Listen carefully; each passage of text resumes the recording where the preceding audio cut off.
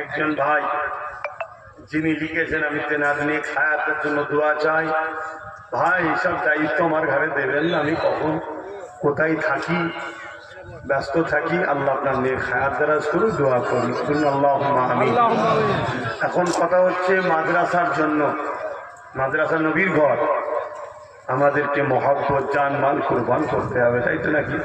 আমরা সরকারি টাকায় ধর্ম করি নাকি? এই আমাদের টাকা কি সরকারের ধর্ম, কি টাকা সরকারের টাকায় চলে? আমাদের ধর্ম কোনো সরকারি পয়সায় চলে না, সরকারের টাকায় ধর্ম হবে না। অতএব সেই জায়গায় আপনাদেরকে বলবো, আমরা গাঁটের পয়সা ধর্ম করি, গাঁটের পয়সায় করবেন। এই মাহফিল আমরা করেছি, এটা আমাদের গাঁটের পয়সা, তাই তো নাকি? হ্যাঁ, অতএব আজকে একদিকে সরকার গাঁটের পয়সা বিভিন্ন ধর্মস্থান করছে, অপরদিকে সরকার গায়ের জোর দিয়ে আমাদের ধর্মস্থানকে লুটে নিচ্ছে।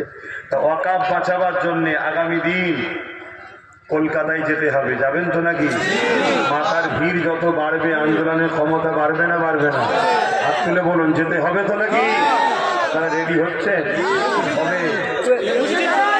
আসেন, আমার সাথেও দেখা হবে ইনশাআল্লাহ। কথা বুঝে আসছে? ওরা তো খুব রিকোয়েস্ট করছে, আমি নিয়ত করেছি ওরা দেখা হবে ইনশাআল্লাহ। সেই জায়গায় আপনারা যাবেন।